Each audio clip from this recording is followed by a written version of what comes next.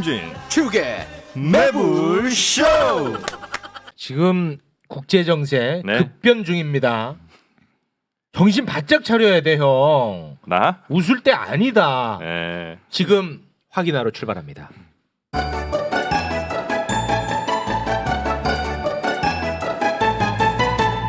세계로 뻗을래요. 자, 대한민국 최고의 외교 전문가입니다. 국립외교원장 출신 김준영 교수님 어서 오십시오. 네, 안녕하십니까. 네, 반갑습니다. 항상 이렇게 나와 주셔서 너무 고맙고요. 애타게 저희가 찾았는데 외국에 계셔가지고 아주 가슴앓이를 많이 아, 했습니다. 그렇습니까? 네. 외국에 왜 그렇게 가세요? 저는 가면 안 됩니까? 아, 뭐 연구 차원에서? 아, 제가 지금 안식년입니다. 그럼 놀러 가신 거예요? 예. 놀 때예요? 지금 심각합니다 상황. 네, 상황 심각합니다. 네, 그건 맞죠? 네, 네, 맞습니다. 고맙습니다. 자, 그리고 북한에서 막 내려왔습니다. 박유성 씨 어서 오십시오. 네, 안녕하십니까. 북에서 와서 북한 공부하고 있는 박이성, 쓰리방 박이성입니다. 네, 고맙습니다. 한미일, 북, 중, 대만, 러시아, 우크라이나 뭐 아주 뭐 복잡하게 돌아가고 있습니다. 네. 교수님이 주도권을 잡고 저희에게 좀 알려주시기 바랍니다. 뭐 어제 뭐 대단한 사건이 있었죠. 네, 속상해. 뭐 속상하고 이게 도대체 어제 청와대 발표나 외교부 발표를 보면 일본 외무성과 일본 안보실이 발표하는 것처럼 보였습니다. 그건 과장은 아니에요, 진짜. 진짜로 그렇습니다. 네. 진짜로 일본의 입장과 일본의 최대치, 일본의 한계까지 다 변호했거든요. 예, 일본이 한계치에 도달했다는 걸 그러니까. 우리 대통령실에서 할 얘기는 아니잖아요. 그리고 우리가 지금 지적 안 하는 아주 중요한 부분 놓치고 있는 부분이 뭐냐면요.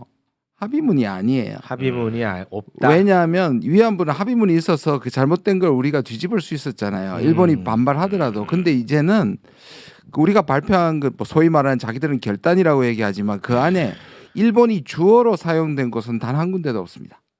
무슨 말이냐 하면 일본이 해야 할 바와 일본이 어떻게 하겠다가 전혀 안 들었어요. 아, 우리가 해야 할 전부 것만. 그리고 일본을 기대한다 목적으로만 들어가 있죠.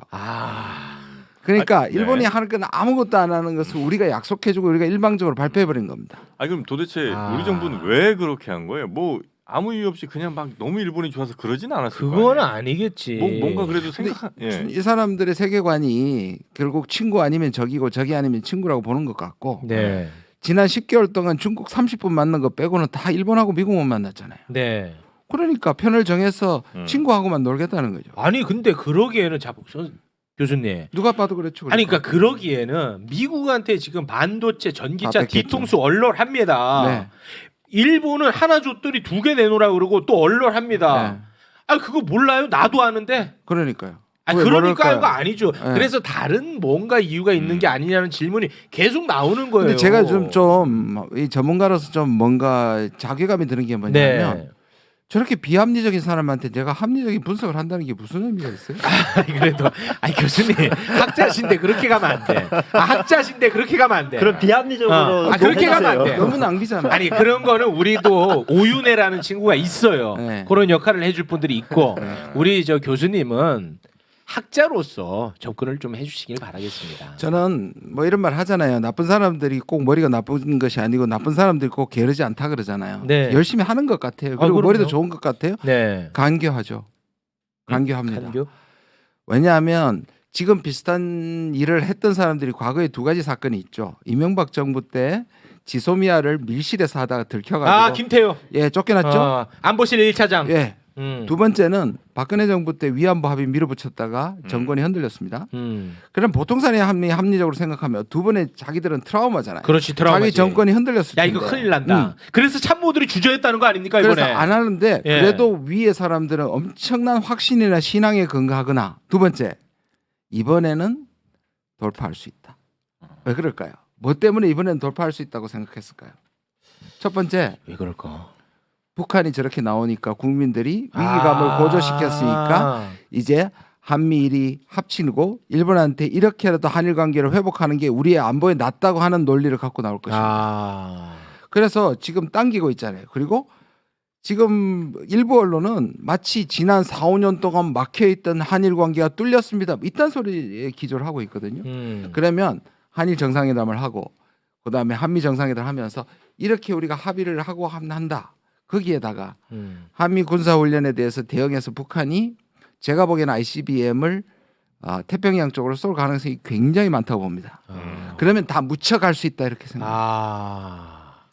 아유, 하여튼 저 북한 저놈들이 문제야 저거. 어휴. 참 진짜 협조를 안 하긴 안 해요. 진짜 너무해. 협조를 안 하긴 아니 해요. 그 자기들도 오히려 고립되는 수인데 왜 자꾸 저래 너네. 야 그것 때문에 계속 한미일 공조를 강조하고 너네 더 고립되는데. 아유. 그래서 내려왔잖아요, 그죠? 그렇죠. 내려왔어? 네. 지금 막 내려왔잖아요. 네. 아니 그러니까 뭐 얻을 것도 없고 얻을 생각도 없이 그냥 이런다는 거예요. 그러니까 이게 아까도 제가 그냥 말씀드린 게 아니라 세계관이 딱 반으로 나눠야 되죠. 세계관. 저가면 친구잖아요. 세계관. 예를 들어서 지금 중국과 러시아가 이제 우리하고 적대적으로 돌아서면 여기에서 한국을 때리기 시작하면 뭐라 그러겠어요? 우리 국민들은 이 정부는 이렇게 생각하는 거예요. 우리를 욕하는 게 아니라 중국 욕하고 러시아 욕한다. 결국 한국은 미국과 일본으로 같이 가야 된다는 거죠. 그런데 그거를 우리가 다 뺏겨가면서 이렇게 굴욕적으로 해야 된다는 건 여전히 저는 이해가 가지 않습니다. 아니 그러니까 미국이 난 솔직히 진짜 얄밉거든요. 지금 너무 기분 좋잖아. 그러니까 이번에 아니, 환영했잖아요. 실시간으로. 실시간으로. 그건 밤이었죠. 밤이었고 한국은 아침에 발표했는데 거의 동시에 미국이 환영을 했다고 했고 아, 국무부의 블링컨의 얘기를 중에 우리가 주목해야 될 부분이 블링컨 있어요. 장관. 뭐라 했냐면 이게 바로 지난 세월 동안에 자기와 국무부 관리들이 애써온 결과다. 뭐라는 뜻이에요? 뒤에 내가 힘을 썼다. 있다. 그리고 더 가슴 아픈 건 뭐냐면 민주당 정부라는 거예요. 이런 시도가 처음이 아니에요.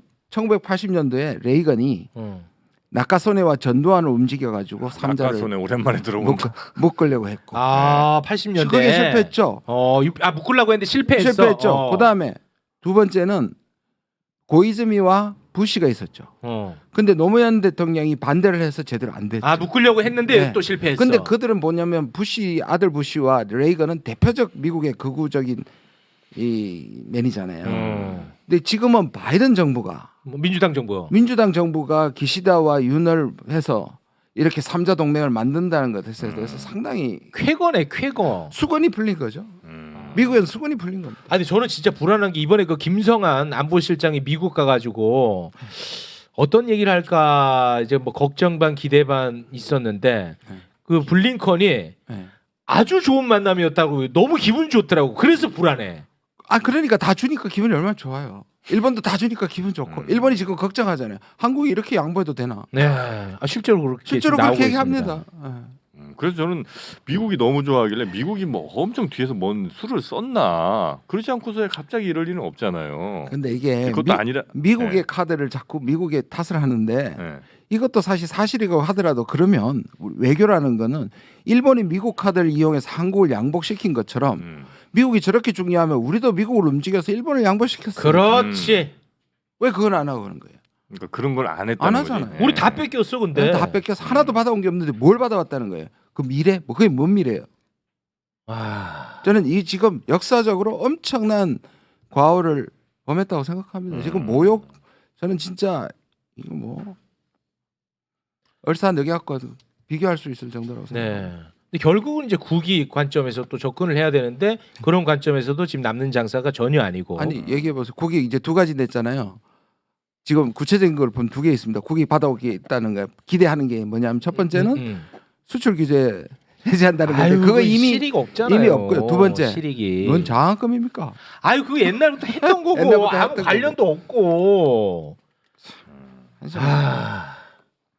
근데 이게 시작이라는 겁니다. 이제 이제 시작이에요. 시작이고 그럼 앞으로는 어떤 식으로 갈 건지에 대한 전망도 좀 왜냐하면 한번 뭐가 더 부탁드리겠습니다. 있어요? 한미일 동맹으로 네. 아니요 한미일 동맹으로 갖는 것도 문제지만 네.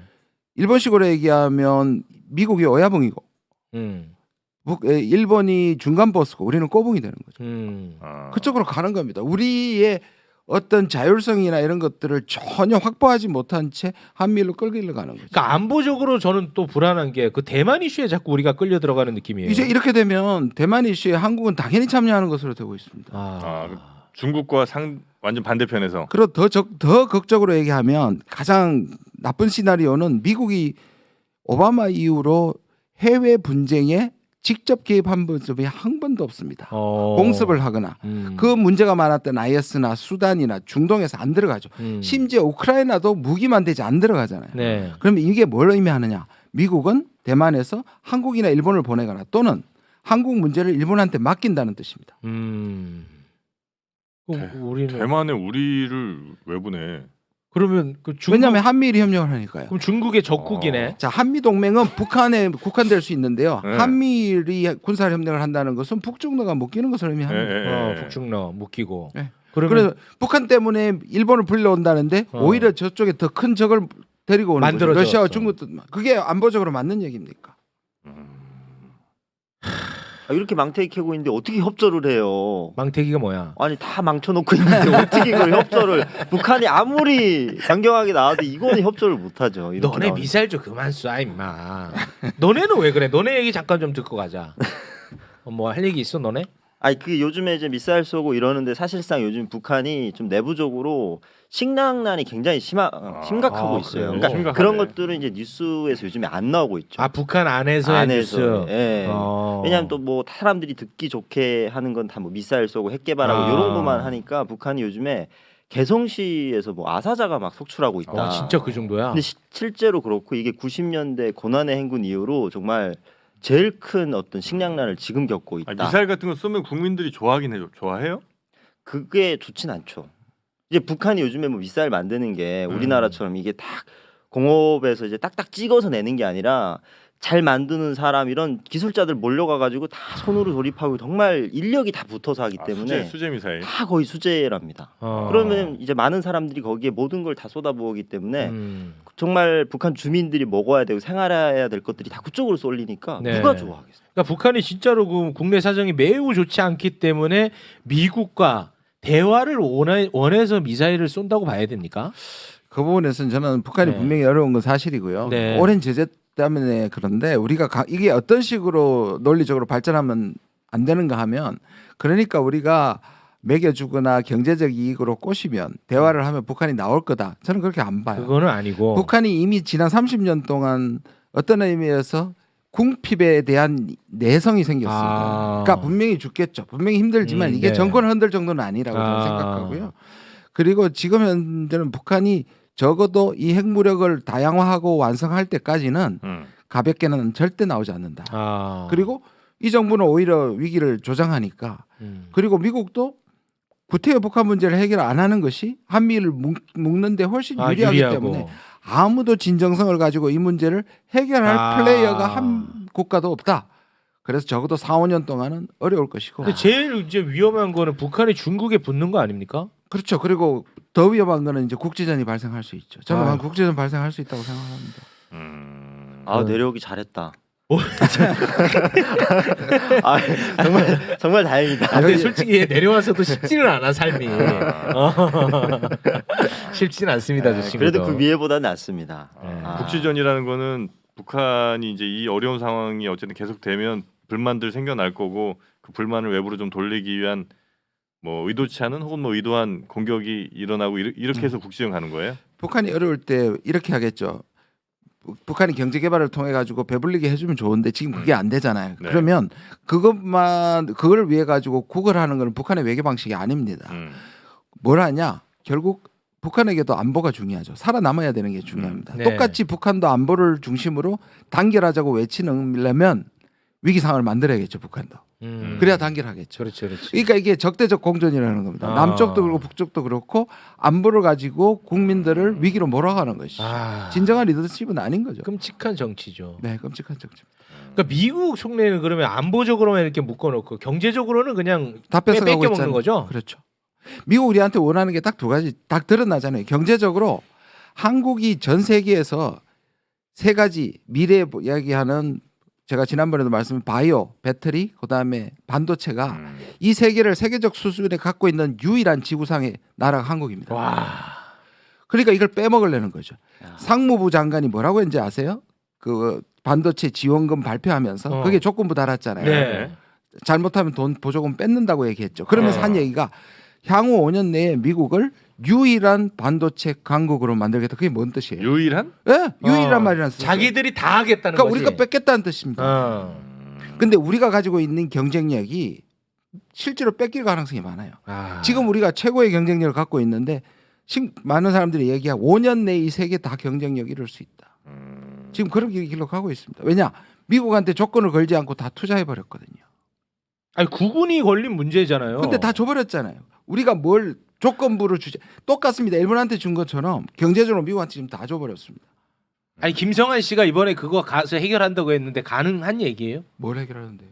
아니 그 반도체도 얘기했어요. 가기 전에. 이때까지 얘기 뭐 했습니까? IR이 뒤집는다 그랬죠. 뒤집는다 했잖아. 절대 못 뒤집었죠. 속 뒤집었지. 속 오히려 뒤집었어. 그렇죠. 속만 속 뒤집었어. 홍만 더 붙여왔죠. 어. 그게 바로 반도체법입니다. 반도체 솔직히 못 뒤집죠? 못 뒤집습니다. 아니 진짜 안 돼요? 안 되죠. 왜냐하면 미국의 목적이 뭔데요? 한국의 최고를 보조금을 이용해 가지고 투자시킨 다음에 기술을 유출하는 겁니다. 기술 가져가는 겁니다. 아니 한미 정상회담 앞두고 있잖아요. 네. 그때 좀 그때 안 했잖아요. 미국이 왔을 때 우리는 누구예요? 우리는 쿼드 들어간다고 미국 바이든을 바라보고 있을 때 바이든이 뭐라 그랬습니까? 바이든은 윤석열 대통령을 상대한 게 아니라 직접적으로 누구한테 갔습니까? 삼성, 현대, SK. 뭐냐하면 미국은 지금 반도체밖에 안 보이는구나. 각계 격파를 하고 있습니다. 그럼 우리는 어떻게 해야 되느냐? 한국이 끼어들어서 미국하고 협상을 해야 됩니다. 그렇지. 왜냐하면 일개 삼성 아무리 삼성이 크다가도 일개 기업이 미국 정부하고 어떻게 아유 상관해요? 말이 안 되지. 그럴 때 들어가 가지고 이걸 협상을 해줘야 되는 게 국가의 역할인데 지금 일본 하는 거하고 똑같이 아무것도 안 하고 있는 겁니다. 그럴 때 지렛대로 삼을 수 있었던 거는 어떤 것들이 있어요? 왜냐하면 우리가 지금 기술을 줬을 때 조건부로 투자를 했어. 아 그럼 우리 투자하지 않겠다. 빼겠다. 빼겠다.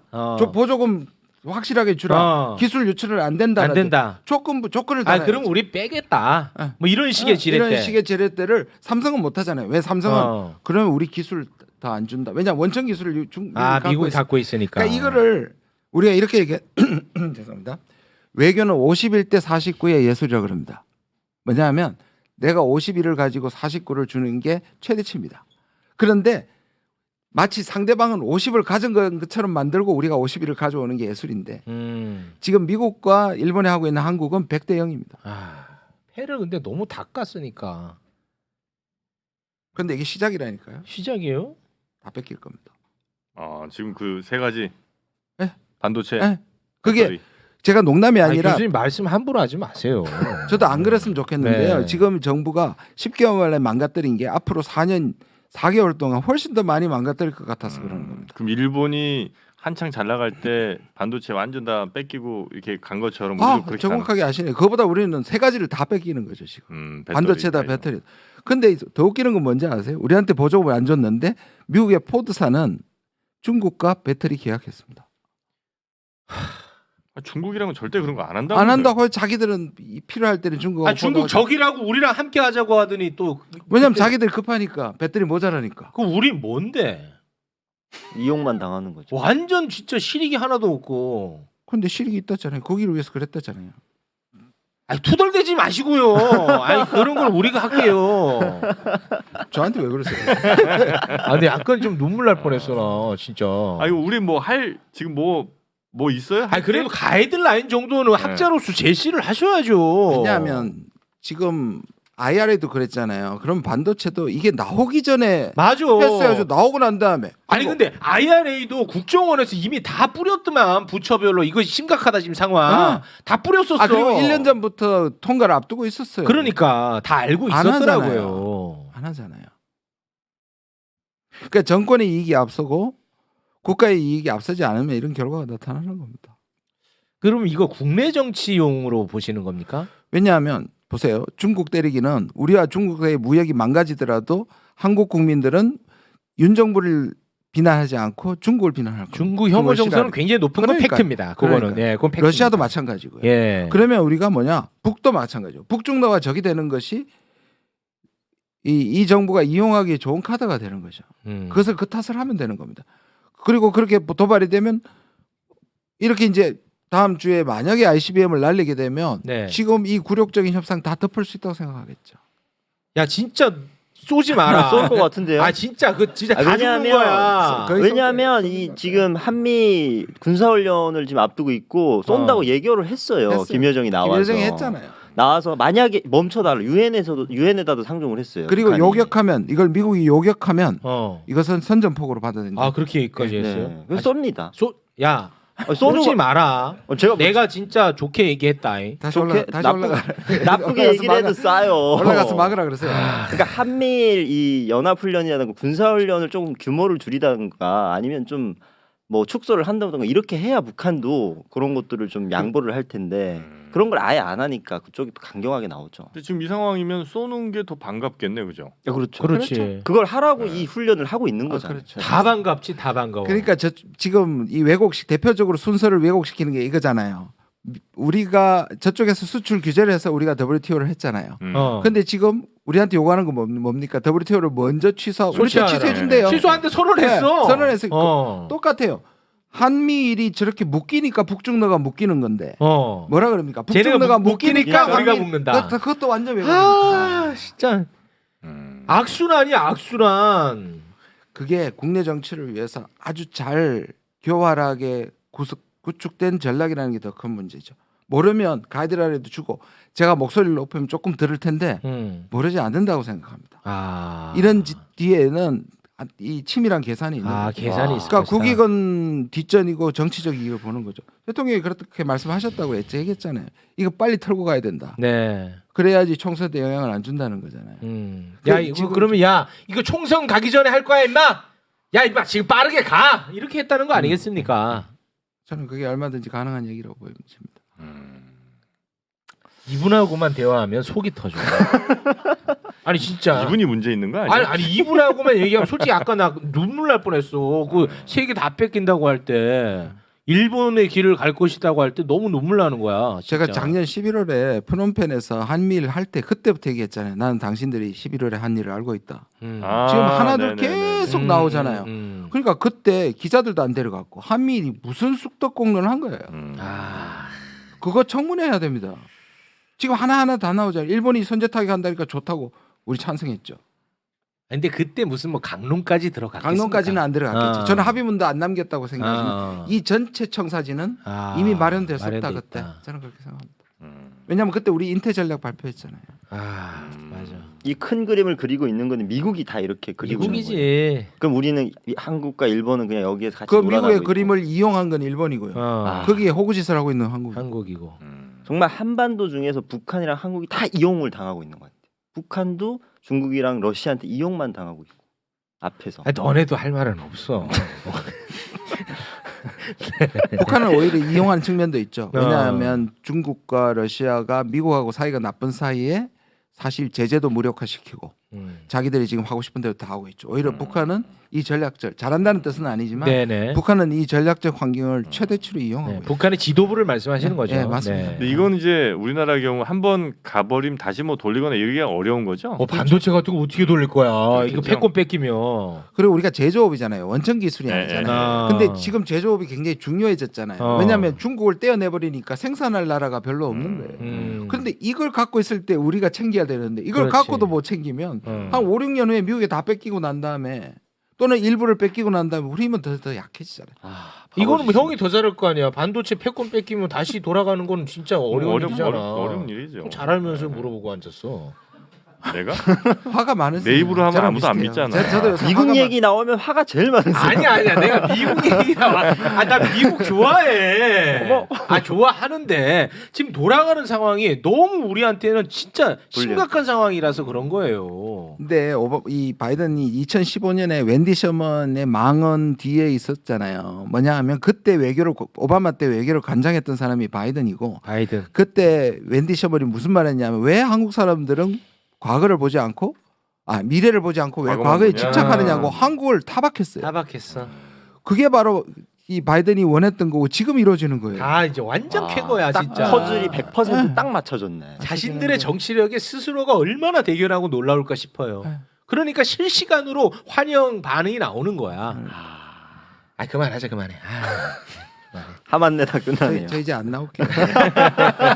욕만 먹다 가시는 것 같아요, 원장님. 괜히 내가 무슨 짓을 하고 온 거 죄송합니다. 같아요. 청문회 죄송해요. 같아요. 네. 아니 근데 진짜로 지금 댓글에서 그래도 이제 그 학자시니까 좀 지켜달라는 의견들이 많습니다. 아니 돌아가셔서 한번 보세요. 제가 과장이 돌아가시라고요? 아닙니다. 아니 이제 돌아가서 댁으로 댓글 한번 돌아가셔서. 보세요. 아니 진짜 과장이 아니고.